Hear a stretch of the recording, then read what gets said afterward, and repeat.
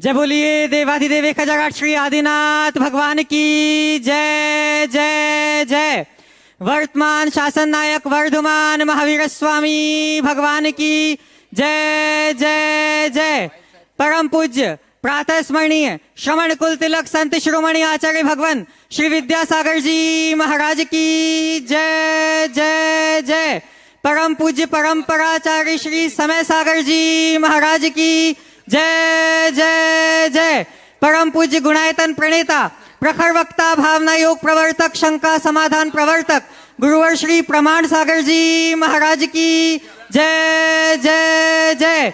परम पूज्य मुनिवर श्री संधान सागर जी महाराज की जय जय जय।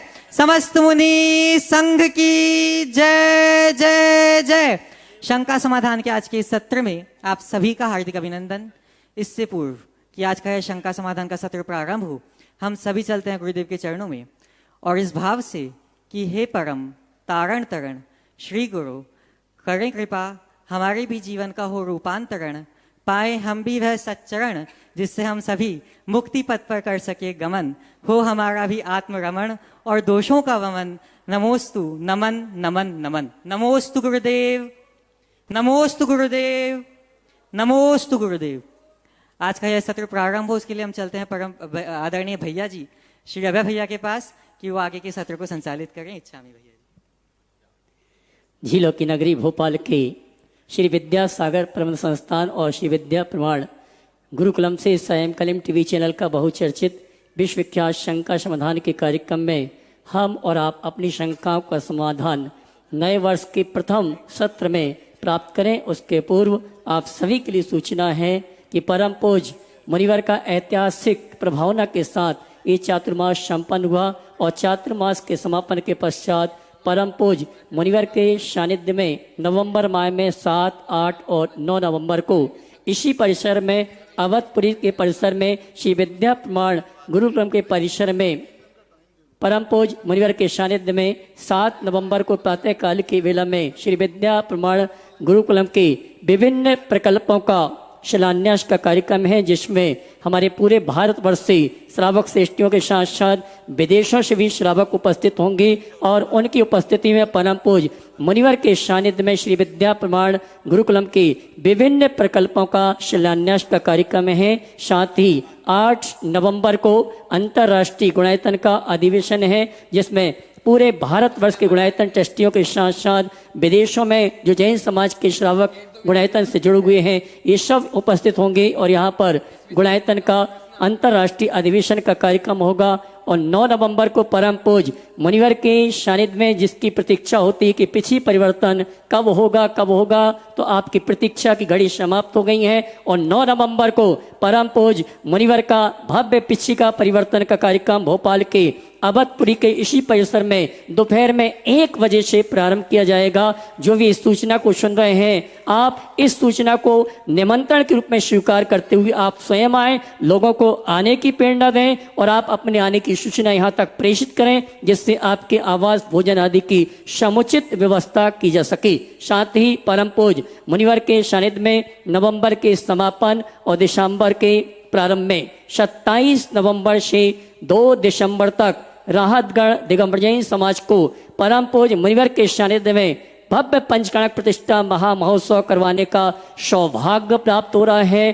अब विदाई का समय आ गया है, कब मुनिवर यहाँ से चले जाएंगे हम और आप नहीं जानते हैं, लेकिन जितना समय मिला है उस समय का सदुपयोग करते हुए हम अपना मार्ग प्रशस्त कर सकें। और आइए हम और आप इन्हीं सूचनाओं के साथ परम पूज्य मुनिवर संधान सागर जी महाराज से निवेदन करेंगे।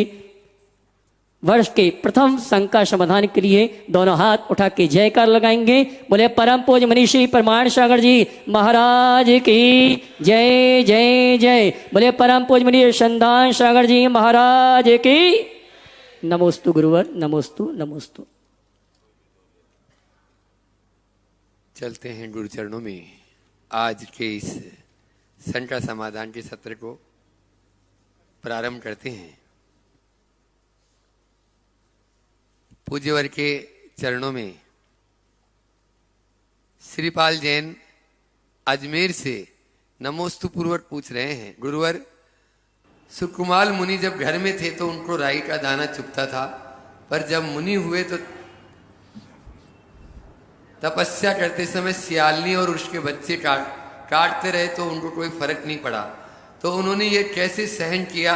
कृपा कर शंका का समाधान करना। देखिए, हमारे जीवन का सुख दुख या हर संवेदन हमारी मनोदशा से जुड़ा हुआ। हम किस मनोदशा से भरे। सुकुमार जब तक सुकुमार थे उनके मन में मोह और ममत्व जुड़ा हुआ था, शरीर के प्रति आसक्ति थी। सरसों का दाना चुभा, रत्न कंबल भी चुभे, लेकिन जब उन्हें यथार्थ का ज्ञान हुआ, उनका मोह दूर हुआ, भेद विज्ञान हुआ, उन्हें समझ में आ गया मैं देह हूं ही नहीं, मैं चेतन हूं। तो उस घड़ी में अपने भेद विज्ञान के कारण उनमें ऐसी शक्ति आ गई कि वे भी उसके दृष्टा बन गए। इस देह का भक्षण किसी के द्वारा हो रहा है, उसे मैं देख रहा हूं, जान रहा हूं। मुझे कोई खा ही नहीं सकता, मुझे कोई काट ही नहीं सकता, मुझे तो कोई छू ही नहीं सकता। इस सत्य पर उनका पक्का श्रद्धान बैठ गया था, उसने उन्हें स्थिरता प्रदान कर दी। तो हम आप सब अपने जीवन में यह अनुभव कर सकते हैं, जब तक चीज़ों के प्रति जुड़ाव और आसक्ति रहती है, हमारे मन में भटकाव होता है। आसक्ति मिटते ही जीवन की दिशा बदल जाती है। सुरेश जी जैन हजारीबाग से नमोस्तुपुरट पूछ रहे हैं, पूज्यवर,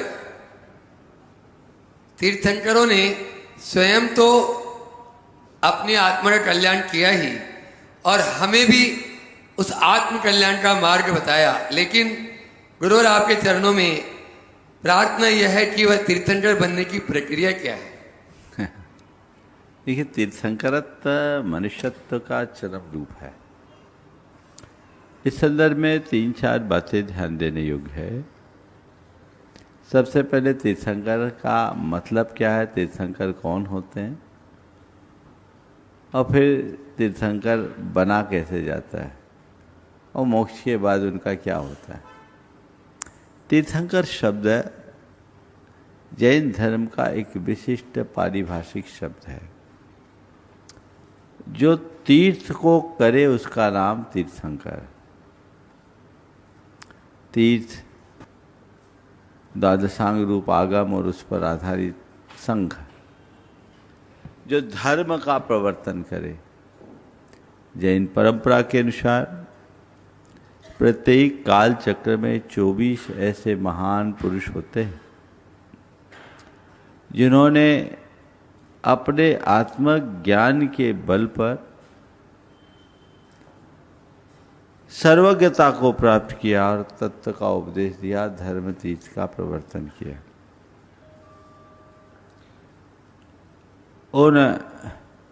उन्हें हम तीर्थंकर कहते हैं। पर जो तीर्थंकर है, ये कोई विशिष्ट आत्मा नहीं होते, ये हमारे आप जैसे साधारण प्राणी जो अपनी चेतना का क्रमिक विकास करते हुए तीर्थंकरत्व की ऊंचाई तक पहुंचते हैं। वर्तमान 24 तीर्थंकरों के इतिहास को पलटते हैं तो इनके 10-10 भाव पुरानी कथा दिखती है।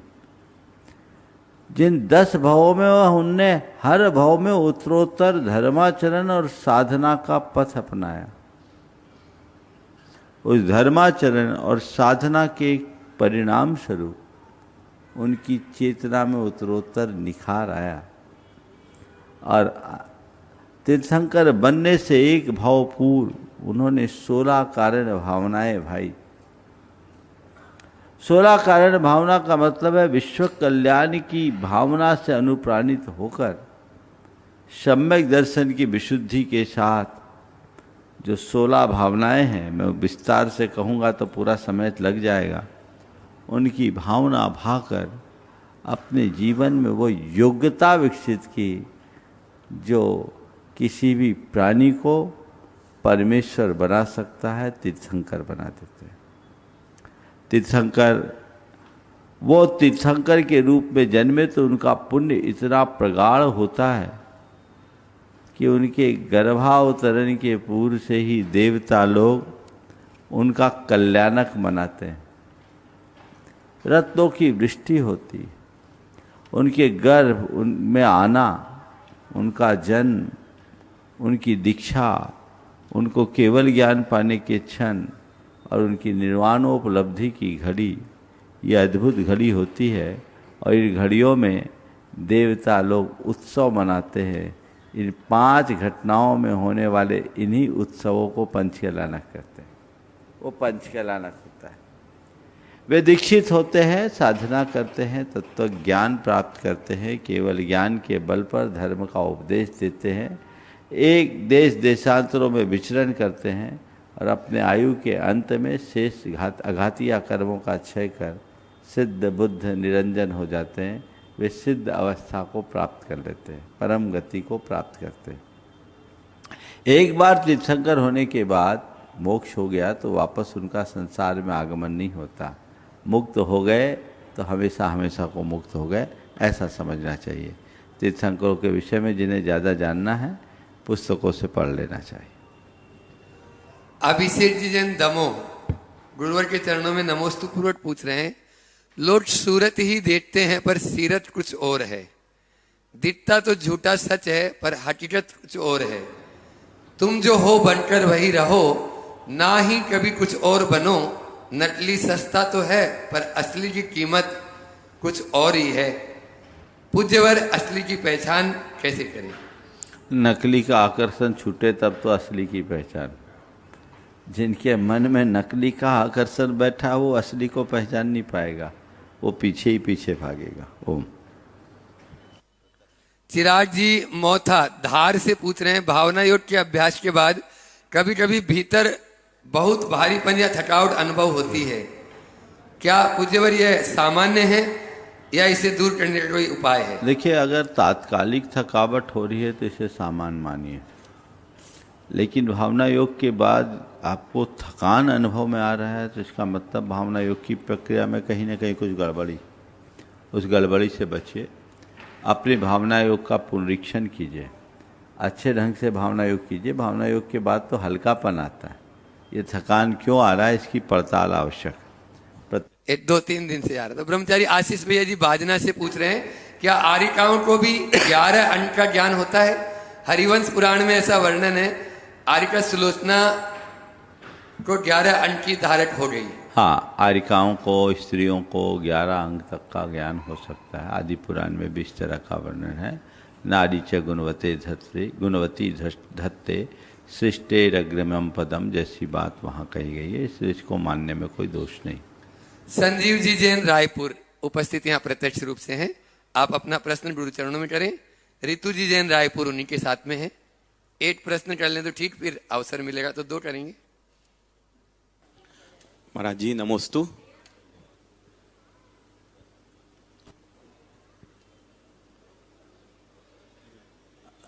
नमोस्तु गुरुवर, नमोस्तु।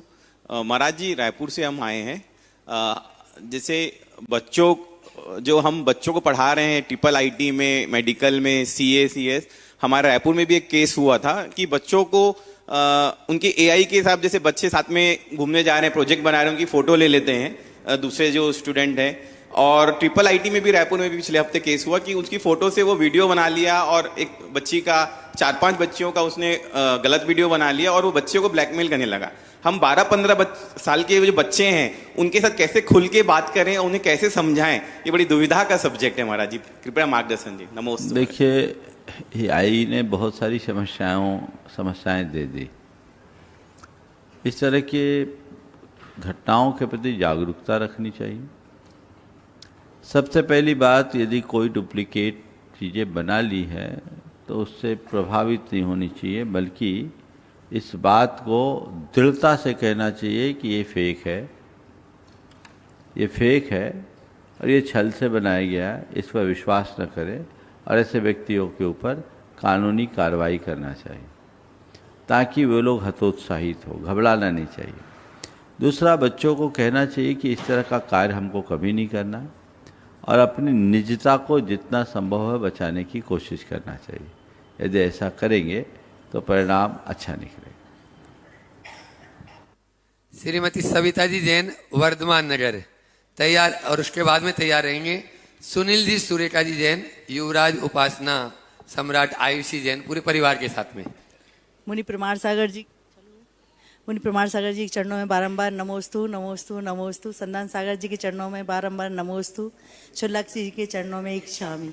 महाराज श्री, मेरा प्रश्न ये है कि जीवन में कोई कार्य करते हैं तो हमेशा दो रास्ते आते हैं, तो दोनों ही सही लगते हैं, तो इसके लिए एक चयन कैसे करें जो हम सही रास्ते पे चलें और सफलता प्राप्त हो? आपके प्रश्न का आशय यह है कि जब दुविधा आए जी तो निर्णय क्या करें। जी, ये बहुतों के साथ होता है, क्या करें क्या नहीं करें। देखो, निर्णय लेने के लिए हमें 4 स्तर पर सोचना चाहिए। सबसे पहले हमारे अंदर खुद निर्णय लेने की क्षमता विकसित करनी चाहिए। जी उसके लिए हमें अपने आप को आत्मविश्वास से भरना चाहिए और अपने निर्णयों को अपने पुराने अनुभवों के आधार पर लेना चाहिए। और कदाचित खुद का अनुभव ना हो तो किसी अनुभवी से परामर्श लेकर के लेना चाहिए। जो आपको अनुभवी दिखते उनसे परामर्श ले लीजिए।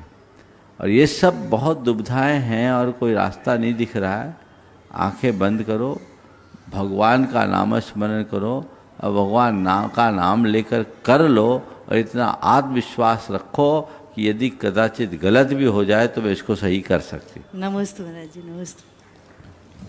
सुनील सुरेखा जी जैन का पूरा परिवार भोपाल दिल्ली, और उसके बाद में सुरेश जी जैन अंधेरी मुंबई तैयार रहेंगे। हे स्वामी जी, नमोस्तु नमोस्तु नमोस्तु। हे स्वामी जी, मैं जानना चाहता हूँ, जैसे अपने को क्रोध मान माया ये 5 पाप सताते हैं, इन्हें कैसे कम कर सकते हैं? क्रोध मान माया लोभ 4 कषाय है और 5 पाप है, इन्हें कैसे दूर करें। देखो, पाप और कषाय 2 चीजें हैं। पापों को वैराग्य से और कषायों को ज्ञान से साधा जा सकता है। पाप का त्याग होता है वैराग्य से और कषायों को जीता जाता है ज्ञान से। पाप है, उसे बुरा मान लो, उसे अपने लिए अहितकर मान करके उसकी तरफ उपेक्षा बुद्धि रखो। कई बार आप सब ने अपने जीवन में अनुभव किया होगा कि कोई व्यक्ति या कोई वस्तु जिसके बिना आप एक पल न रह सको, आपके मन में उतरा, लेकिन कोई निमित्त आया और आपका मन उससे उचट गया। जो मन में उतरा था वो मन से उतर गया, फिर उसका छूने का भी मन नहीं होता। होता है क्या? यही है वैराग्य। पापों के प्रति विरक्ति का भाव अगर एक बार मन में जग गया तो पाप हमें आकर्षित नहीं कर पाएंगे। वैराग्य की भावना जगाओ। अंतरंग में जिन चीजों के प्रति रुचि है वही अरुचि में परिवर्तित हो जाएगी, इच्छा अनिच्छा में बदल जाएगी। एक बार मन में बैठ गया ये नहीं करना तो नहीं करोगे, फिर कुछ सोचोगे नहीं। और ज्ञान समाधान देता है। कषायों को जानो, समझो, आत्मज्ञान के बल पर। ये मेरा स्वभाव नहीं है, ये विकार है, मुझे इन्हें शांत करना है। अभ्यास करके ठीक कर सकते हैं। भावना योग इसका बड़ा श्रेष्ठ माध्यम। नमोस्तु भगवान, नमोस्तु। एक बार पूरे परिवार के लिए जोरदार ताली बजा दी। सुरेश जी जैन अपनी धर्मपत्नी राजकुमारी जी जैन मुंबई से यहाँ पर उपस्थित हैं। वे अपना प्रश्न गुरु चरणों में करें और उसके बाद में तैयार रहेंगे सूरत से अपने बीच में अमीश जी बढ़ जाते हैं पूरे परिवार के साथ में। नमोस्तु महाराज जी, सभी सासू से आवाज आ रही? हाँ आ रही है, पास में ले थोड़ा माइक। नमोस्तु महाराज जी सभी। हाँ, नमोस्तु महाराज जी सभी साधु संतों को नमोस्तु, बार बार नमोस्तु। अभी देश और विदेश सब तरफ एक हवा चल रही है कि बहुत ही पॉलिटिकल अनस्टेबिलिटी, फिर आर्थिक और फिर राजनीतिक, आर्थिक और सामाजिक सब तरफ चल रही है। पूरी दुनिया में चल रही, भारत में भी चल रही है और बाहर भी चल रही है। और ये जो दूसरे साधु संत हैं, वो लोग जो वैष्णवों के हैं, वो लोग काफ़ी इन्वॉल्व हैं और बोलते भी हैं, लेकिन अपने साधु संत क्यों नहीं इसके ऊपर बोलते हैं और क्यों नहीं हफ्ते में 1 घंटे के लिए कुछ कंट्रीब्यूशन करते हैं? मेरा ये क्वेश्चन है सर। है चूंकि इसके बात सुनो, देश नहीं रहेगा तो धर्म नहीं है, धर्म बिल्कुल बिल्कुल। देश और देश के संदर्भ में जहाँ जब जो आवश्यक और अपेक्षित होता है, हम लोग अपनी मर्यादा के अनुरूप मार्गदर्शन देते रहते हैं। पर ये कोई जरूरी नहीं कि हर मुद्दे पे हम लोग अपनी राय व्यक्त करें। हमें उन्हीं मुद्दों पर राय व्यक्त करना अच्छा लगता है जिसे हमें जनता की राय बनानी है या जनता की राय बदलनी है, उस पर हम राय व्यक्त करें।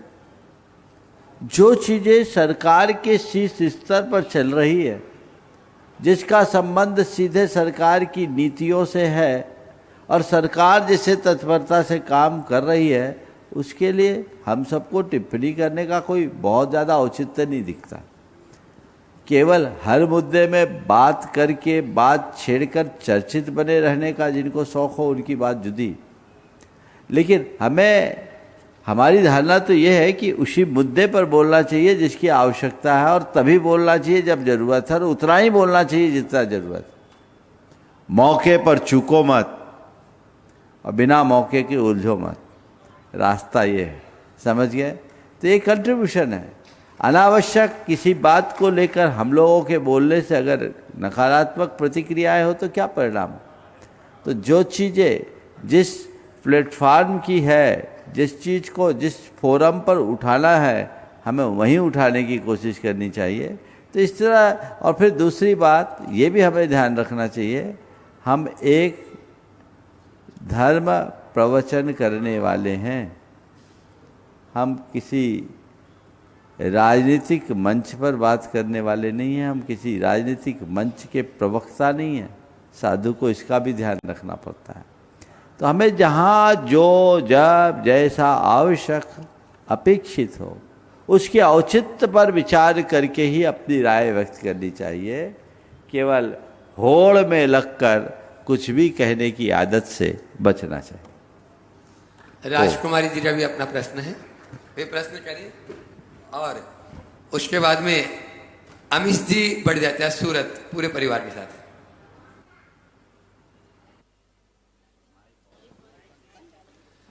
माइक। महाराज श्री, मन इतना चंचल है सब कुछ जानते हुए भी, मन इतना चंचल है सब कुछ जानते हुए भी इतना विचलित हो जाता है।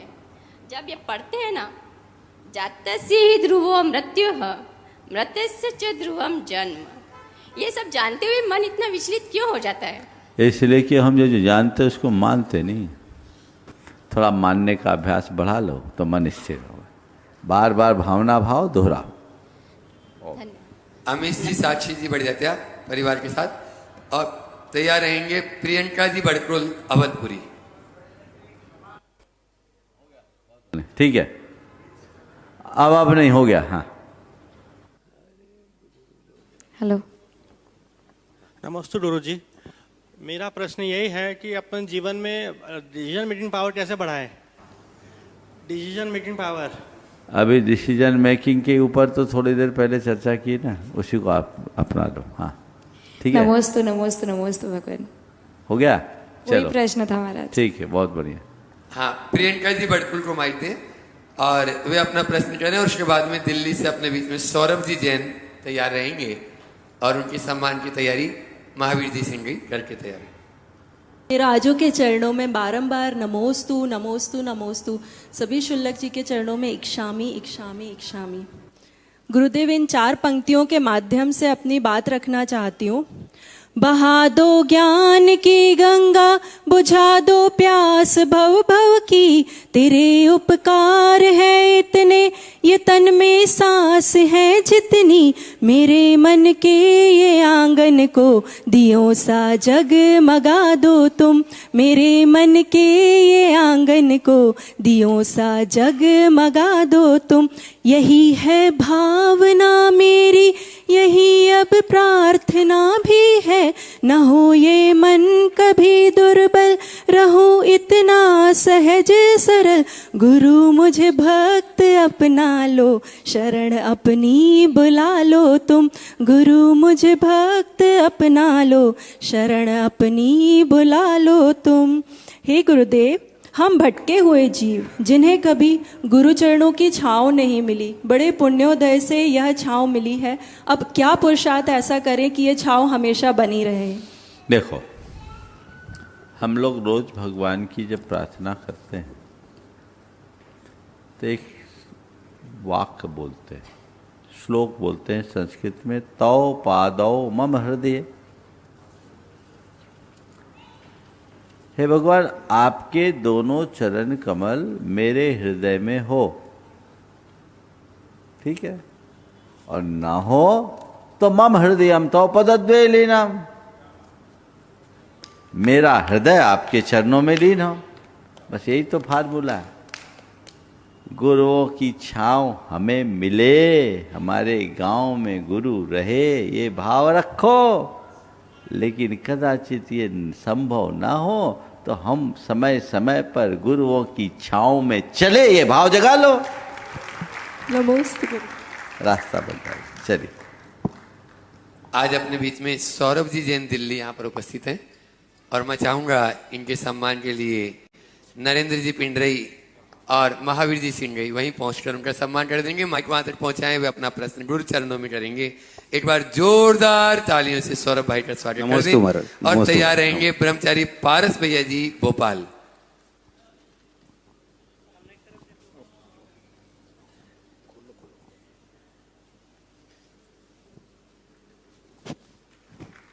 नमोस्तु गुरुवर, नमोस्तु।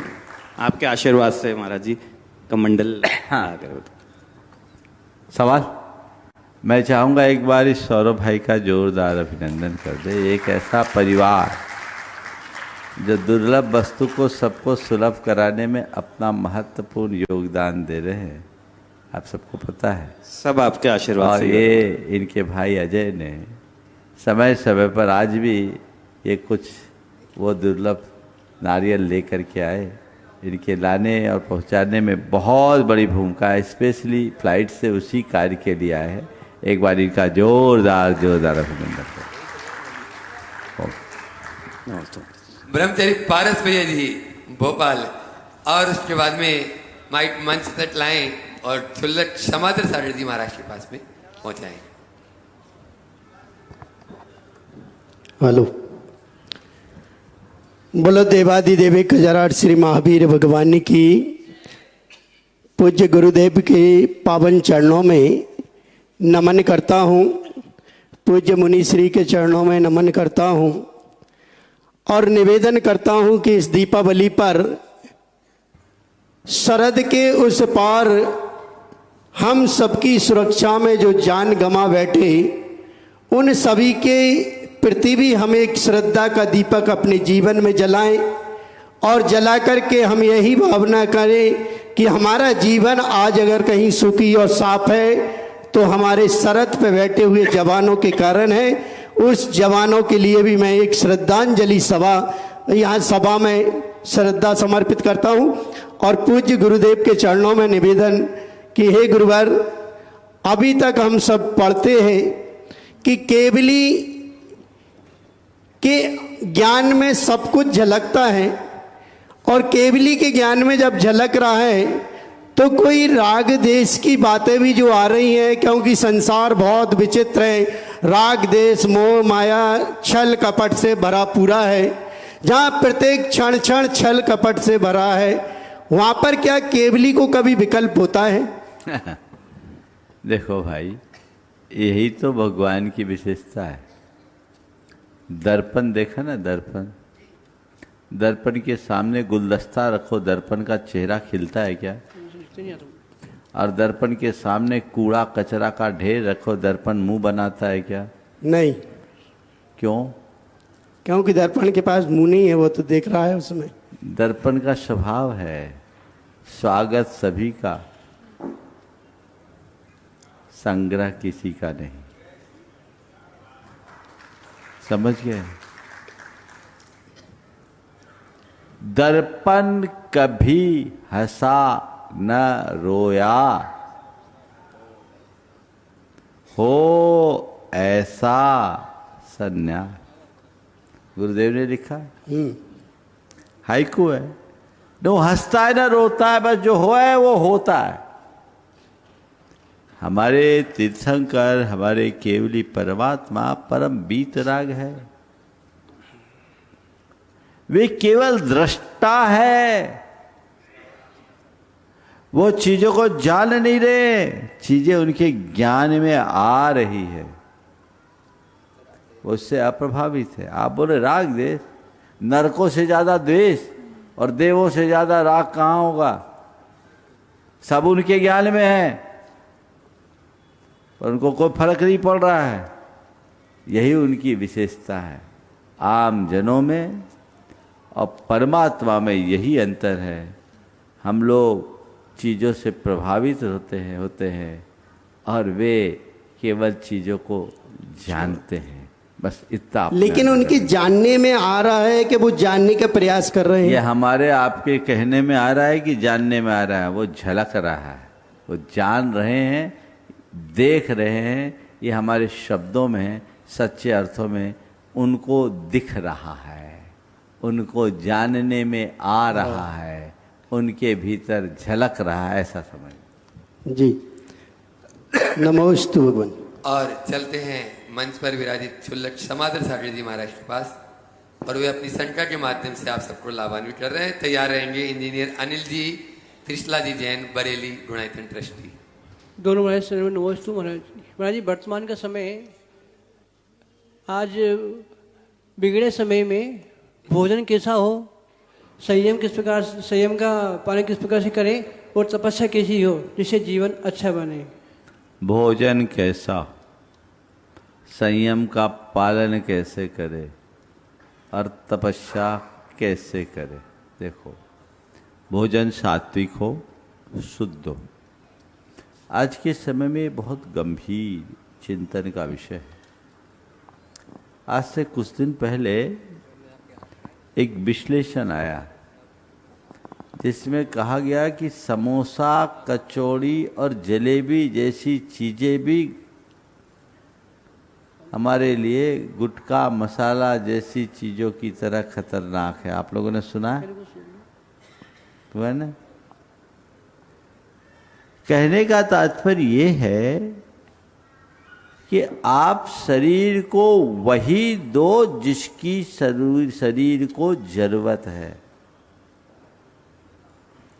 स्वास्थ्य को ध्यान में रखकर खाओ, स्वाद का लक्ष्य लेकर मत खाओ। भोजन का स्वाद लो, पर स्वाद के लिए भोजन मत लो। क्या बोल रहा? भोजन का स्वाद लो, लेकिन स्वाद के लिए भोजन मत लो। आप देखिए क्या खा रहे। बहुत आजकल तो लोगों ने सुधार किया है। अभी एक भाई बैठा है यहाँ, क्या नाम, युवराज, खड़े हो जाओ। इसने अपना 42 किलो वजन कम किया और विदाउट कोई मेडिसिन, कोई सप्लीमेंट नहीं, केवल अपनी डाइट पर कंट्रोल करके। रात्रि भोजन छोड़ा, दिन में 2 भोजन के बीच में 11 घंटे का गैप, 12 घंटे का। आज देखो और एक्सरसाइज करता, आप सोच लो 102 किलो से 108 किलो से 66 किलो वजन आ गया। और देख रहे इतना स्लिम और स्मार्ट हो गया है। ये इच्छा शक्ति, उसके लिए इनने अपनी जिह्वा इंद्रिय पर नियंत्रण किया, खाने की लालसा कम की, और अब तो मेरे ख्याल से खाने की इच्छा ही खत्म हो गई हो। मैं आप सबसे एक बात कहता हूँ, आपको जो खाना है खाइए, जब खाना है खाइए, जितना खाना है खाइए, पर बस मेरी तरफ से अपने सामने एक सवाल रखिए, ये मैं क्यों खा रहा हूँ, क्यों खा रहा हूं, क्या खा रहा हूं बाद में, क्यों खा रहा हूं, क्या इसकी जरूरत है? आप एक हफ्ता ऐसा करना शुरू कीजिए, धीरे धीरे बहुत सारी चीज़ों की खाने की इच्छा खत्म हो जाएगी। भोजन आवश्यक है, नियमित भोजन कीजिए, सीमित भोजन कीजिए। मैं खुद इसका उदाहरण हूं, समझ गए? तो आप वही लीजिए जिससे शरीर में अतिरिक्त बोझ ना बढ़े। आप लोग कितने मिठाई और पकवान खाते हो? अभी जब गुरुकुलम की बात चल रही थी तो मुझे एक भाई ने एक गवर्नमेंट का एक एडवाइजरी दिखाई, उसमें लिखा है कि हॉस्टल में बच्चों को मीठा ना दिया जाए, मोटापा बढ़ेगा। ये अवेयरनेस है। और आप लोग क्या क्या ठूसते रहते हो। तो शरीर में अल्टीमेटली विकार ही उत्पन्न करता है। उन सब क्रियाओं से हमें बचना चाहिए। वैसे खाद्य पदार्थ से बचना चाहिए। कब खाना, क्या खाना, कितना खाना, कैसा खाना, इनका विचार रख करके यदि आप भोजन करोगे तो ठीक होगा। शरीर को आप ईंधन दीजिए उतना ही जितना जरूरी है। युवाओं से मैं कहूँगा फास्ट फूड, जंक फूड, इनकी आदतों से बचिए। चाय, कॉफ़ी, चाय जब और कोल्ड ड्रिंक, ये केमिकल आप अपने शरीर में डाल रहे हैं। कितनी भयानक बीमारियों के शिकार होते हैं, इनसे बचिए। तो आजकल तो अवेयरनेस बढ़ी है, अब तो मिलेट्स का चलन बढ़ा। ये चीज़ें आपको देखना है। स्वास्थ्यप्रद हितकारी भोजन लेने का अभ्यास बढ़ाना चाहिए। ये महाराज जी ने जो आप लोगों के लिए सवाल पूछा है वो बिल्कुल सही है। यद निष्ठम तद व्रतीय हमारे यहाँ कहा गया है, जो तुम्हारे शरीर के लिए अनुकूल नहीं है वो मत खाओ। नहीं तो भोजन भी करो और दवाई भी खाओ। पुराने ज़माने में और आज की चिकित्सा में यही अंतर है। पहले परहेज बताया जाता था, दवा बाद में दी जाती थी, दवा कम दी जाती थी, परहेज से ही लोगों को ठीक कर दिया जाता था। अब डॉक्टर कहते क्या खाना, बोले सब खाओ, हमारी दवाई भी खाओ। सब खाओगे तभी तो दवाई खा पाओगे। ये जो मनोवृत्ति है ये अच्छी नहीं, इससे बचना चाहिए।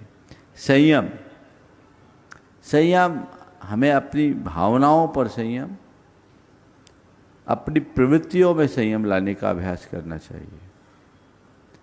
इमोशनल कंट्रोल आज बहुत जरूरी है। आज लोग अपनी भावनाओं के नियंत्रण से मुक्त है। हर व्यक्ति के अंदर एक भावनात्मक अनुशासन हो जिससे वो अपने जीवन को व्यवस्थित जी सके, संतुलित होकर जी सके। भावनाओं के बहाव में, आवेग में आकर लोग कितने प्रकार की क्रिया प्रतिक्रियाएं कर देते हैं, परिणाम बहुत घातक होता है। यही संयम है। केवल खाने पीने की चीजों को त्यागने का नाम संयम नहीं है। अपनी मनोवृत्ति पर अंकुश रखना, अपनी भावनात्मक स्थिरता को बनाए रखना, यही संयम का व्यवहारिक रूप है। और तपस्या, इच्छा निरोधस तपः, इच्छाओं के निरोध का नाम तप है। अपने अंदर की असद इच्छाओं को आप जितना कम करने में समर्थ होंगे, समझ ले आपका जीवन उतना ही तपमय बन रहा है। ऐसे तपोमय बनने का अभ्यास करें।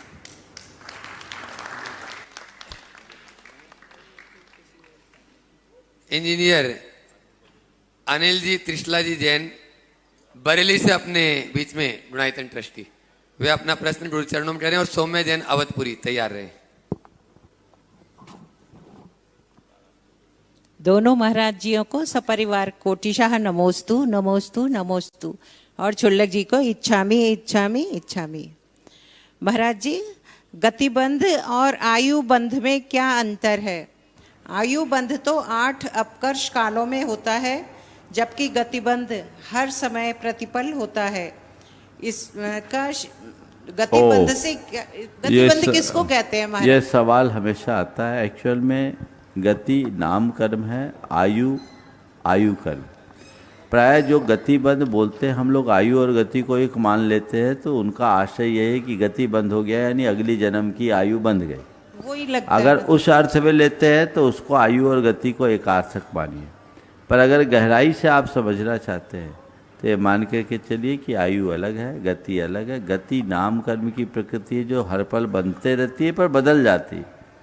आयु कर्म जीवन में अधिकतम 8 बार बनता है और एक बार बंधने के बाद वो बदलता है।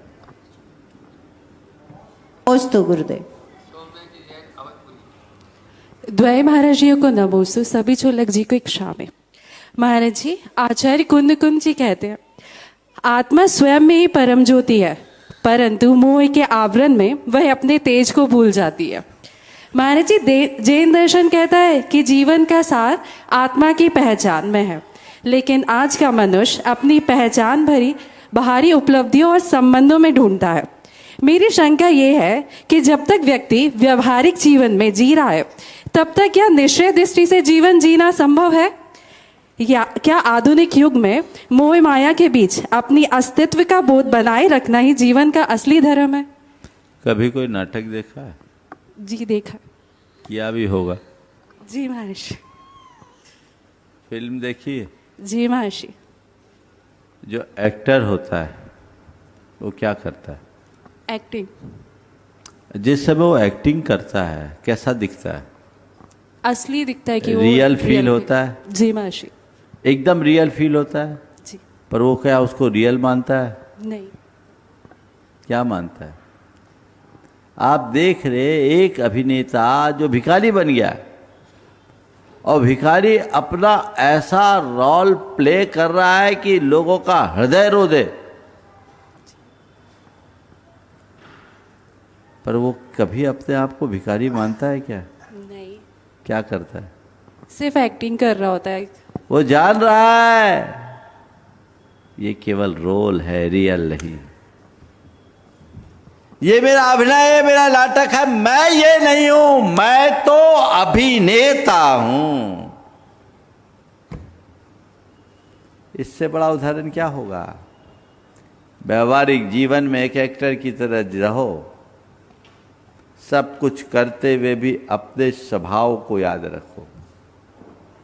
ये सब ऊपर का चोला है, संयोग है, मैं तो एक विशुद्ध आत्मा। अंतर से ये समझो तो कोई फर्क नहीं पड़ेगा। लेकिन अगर वो अपने आप को वही मान बैठेगा जो उसको रोल है, जो उसका रोल है, तो जीवन भर दुखी रहेगा।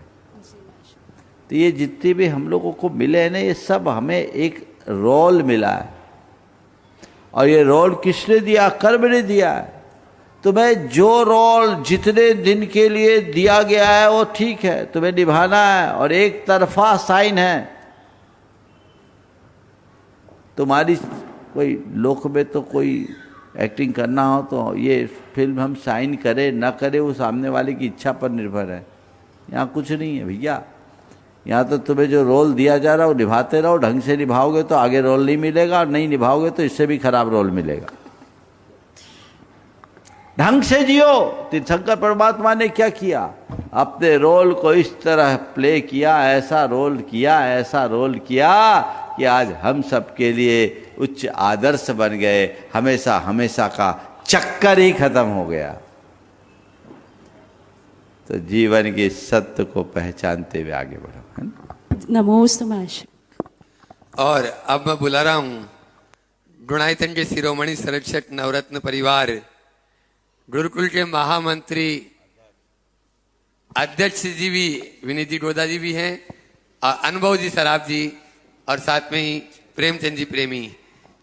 आप लोग 8 प्रश्न गुरु चरणों में, पहले प्रश्न करेंगे फिर अपनी बात कर लें। गुरुदेव के चरणों में बारंबार नमन। गुरुदेव, पूरे गुरुकुलम परिवार की तरफ से गुरुजी नमोस्तु वंदन स्वीकारिए। गुरुदेव, मन में सिर्फ ये एक बात आती है कि जीवन जीने में हमारे उद्देश्यों को हम कैसे पाएं, हम अपने जीवन में उद्देश्यों को कहाँ रखें, उसमें कैसे अग्रणी हम लोग आगे आए, हमें ये क्लियर, जीवन के उद्देश्य क्लियर करें गुरुदेव। देखो, पहले जीवन को पहचानो फिर उद्देश्य को पहचान पाओगे। पहले ये तो जानो कि मैं हूँ कौन, मेरा जीवन क्या है। अपने आप को जानो। बोलो गुरुदेव। बिल्कुल आपका कहना सही है। मैं क्या हूँ? जो मैं हूँ मुझे उसे पहचानना है, और जो मैं हूँ उसे पहचान कर मुझे उसके ही लिए अपना काम करना है। कोई दूसरों के लिए काम करे उसे हम समझदार कहेंगे कि पागल, और दूसरों के लिए काम करने में अपने काम को नुकसान करे उसको हम क्या कहेंगे? बोलो बोलो, थोड़ा माइक है तुम्हारे पास। बिल्कुल गुरुदेव, बिल्कुल। क्या बोलेंगे? थोड़ा टाइटल तो बताओ। ये समझ में नहीं आता। नहीं समझ में आ रहा है, यही तो हमें समझ में नहीं आ रहा है। यही तो आप जिस दिन ये समझ जाओगे ना, उसी दिन तुम्हें तुम्हारे जीवन का उद्देश्य साफ दिखने लगेगा। अभी अपने आप से अनजान रहने के कारण अपना सारा समय, शक्ति और संसाधन पर में खपा रहे। निज की सुध ही नहीं है, ऊपरी नाम रूप के चक्कर में उलझकर बाहरी कलेवर कोई सजा रहे हो। असली आत्म तत्व को पहचानो, उसे जानो, उसे पहचान कर उस दिशा में आगे बढ़ो, तब कुछ हासिल होगा। अन्यथा एक दिन राम कहानी खत्म होगी और बात वहीं खत्म हो जाएगी। गुरुदेव, हमारे आगामी प्रोग्राम में गुरुकुल परिवार की तरफ से गुरुजी सूचना है पूरे सकल जैन समाज भोपाल और पूरे भारतवर्ष के लिए गुरुजी 7, 8 और 9 गुरुजी ऐसी तारीखें हैं जिसमें एक बहुत बड़ा आयोजन गुरुजी हम लोगों को यहाँ करना है। आप आशीर्वाद देंगे गुरुजी। 7 तारीख का प्रोग्राम हमारा यहाँ पे शिलान्यास का है गुरुकुलम परिसर का। 8 तारीख का हमारा पूरा भारतवर्ष के गुणायतन परिवार का एक बहुत बड़ा सम्मेलन है, हमारा अधिवेशन है गुरुजी। और 9 तारीख को जिसका पूरी समाज को प्रतीक्षा रहती है, पूरे भारतवर्ष को प्रतीक्षा रहती है, आपका पिछी परिवर्तन का प्रोग्राम है गुरुदेव। मैं चाहूँगा गुरुदेव आपका आशीर्वाद सतत इन प्रोग्रामों में रहे और आप सब लोग इस प्रोग्रामों में, इन कार्यक्रमों में बहुत बढ़ चढ़कर सब लोग आएंगे। निश्चित रूप से ही आना होता है, मगर इस मंच के माध्यम से मैं कहूँगा कि आप लोग सब लोग इस कार्यक्रम में बहुत अच्छे से आएँ और खूब बढ़ चढ़कर हिस्सा लें। मैं चाहूँगा विनीत गोदा जी हमारे अध्यक्ष गुरुकुलम के, वो भी इसके लिए 2 शब्द कहेंगे। ये जो प्रोग्राम होने वाला है अभी 7, 8, 9 को, वो ऐतिहासिक प्रोग्राम होने वाला है और इसमें मेरे जो लोग भी सुन रहे हैं उन सबसे निवेदन है कि बहुत अच्छी तादाद में यहाँ पर उपस्थित हों और इस प्रोग्राम को, ऐतिहासिक प्रोग्राम को सफल बनाएं। धन्यवाद। चलो अगला सवाल हो गया। हाँ, और डॉक्टर शैलेंद्र जी जैन फिजियोथेरेपिस्ट, वे अपना प्रश्न गुरु चरणों में करें। माइक आगे दे दें और तब तक माइक स्वरूप सर जी महाराज तक पहुँचाएं। थोड़ा शीघ्रता करें। नमस्ते गुरुवर महाराज जी। एक तो बात, एक आभार है। मैं 15 सालों से अवधपुरी में रह रहा हूँ, इस मंदिर में लाडू चढ़ा रहा हूँ तो मंदिर सा फील होता था। कल लाडू चढ़ाया तो ऐसा लगा किसी तीर्थ क्षेत्र में लाडू चढ़ा रहा हूँ। बहुत बहुत आभार गुरुवर, बहुत बहुत आभार। महाराज जी, मेरा शंका ये है, मैं ऊर्जा प्रवाह डेली करता हूँ तो बहुत अच्छा फील होता है मुझे। क्या जब मैं एक डॉक्टर हूँ और मेरे संपर्क में महीनों तक पेशेंट संपर्क में रहते हैं, क्या मैं पेशेंट्स को अपने दे सकता हूँ ऊर्जा प्रवाह? किस तरीके से दे सकता हूँ? थोड़ा मार्गदर्शन चाहिए महाराज जी। देखो, पहली बात तो मैं कहूँगा, अब ये एक कोई सामान्य परिसर नहीं रहा, अब तो ये तीर्थ बन गया है और बहुत बड़ा ज्ञान का तीर्थ, जहाँ ज्ञान यज्ञ होना है। जैसे अभी आप सबको जानकारी दी गई, 7, 8 और 9 3 दिन का ये जो कार्यक्रम है, सामान्य कार्यक्रम नहीं है। गुरुकुलम का शिलान्यास है, एक ऐसा शिलान्यास जो भोपाल को एक नई पहचान देगा। आने वाले दिनों में भोपाल से विद्या प्रमाण गुरुकुलम के नाम से जाना जाएगा। यहाँ से निकलने वाले बच्चे पूरे विश्व में जैन धर्म का गौरव बढ़ाएंगे। ये मौका है, आप सबको उसमें अपनी सहभागिता देनी है। देश विदेश से अनेक लोग उसमें आ रहे हैं, आप भी उसमें सम्मिलित होए। और उस गुरुकुलम में मुख्य भवन के शिलान्यास का सौभाग्य डॉक्टर प्रेम जी जैन, जो जॉर्ज यूनिवर्सिटी के प्रोफेसर रहे हैं, उनके हाथों होना है। और उस दिन डॉक्टर दीपक जैन, ये भी अमेरिका से आ रहे हैं, और दीपक जैन का एक वर्कशॉप शाम के समय आप लोगों को संकट समाधान में मिलेगा। उस कार्यक्रम में आप सब लोगों को उपस्थित होना है, खासकर युवाओं को। माता पिता अपने बच्चों को जरूर लाए, युवा बच्चों को लाए। डॉक्टर दीपक जैन हमारे विश्व की एक बहुत बड़ी विभूति है, अंतर्राष्ट्रीय पहचान के व्यक्तित्व है। आप सबके सौभाग्य से यहाँ आ रहे हैं। जैन इन्फिनिटी के कार्यक्रम को आगे बढ़ाते हुए वो यहाँ आएंगे तो उनके उपदेश, उनके प्रबोधन को आप जरूर सुने। जितने लोग इस कार्यक्रम को देख और सुन रहे हैं वे अपने अपने स्तर पर इसे फैलाए, लोगों तक इसकी सूचना जारी करें, ताकि सब लोग उस दिन शाम के शंका समाधान में, वो कार्यक्रम 6 बजे से 8 बजे तक का रहेगा, जिसमें हम अपने समय तक रहेंगे और दीपक जी का प्रबोधन चलता रहेगा। ये आप लाभ लें। 8 तारीख को शिलान्यास में आप सबको साक्षी होना चाहिए और हर व्यक्ति को ये भाव रखना चाहिए कि इस इतिहास की रचना में मेरा भी हाथ लगे, कम से कम एक ईंट में रखूं, ये भाव रखिए। और उसी दिन 7 तारीख का ये कार्यक्रम, 8 तारीख को गुरायतन का अंतर्राष्ट्रीय अधिवेशन है, वो गुरायतन के सदस्यों का कार्यक्रम है। और 9 तारीख को पिछी परिवर्तन, जिसका आप सबको हमेशा इंतजार रहता है, ये मौका है, आप सब उससे लाभान्वित हो। आपने कहा ऊर्जा मैं दूसरे को दे सकता हूँ, आप अपने आप को ऊर्जावान बना लीजिए, अपने आप लोगों को आपसे ऊर्जा मिल जाएगी। खुद को भरे रखोगे तो सब भर जाएगी। नमोस्तु गुरुवर, नमोस्तु। संत के गुलदस्ते के पुष्प पे चुल्लक स्वरूप सागर जी महाराज अपने प्रश्न द्वारा सभी को लाभान्वित कर रहे हैं। नरेंद्र जी पिंडरी बाद में तैयार रहेंगे। मुनि द्वय के चरणों में बारंबार नमोस्तु। महर्षि जी, जब अभाव होता है तो चीज़ों का महत्व भी समझ में आता है और उत्साह भी बना रहता है।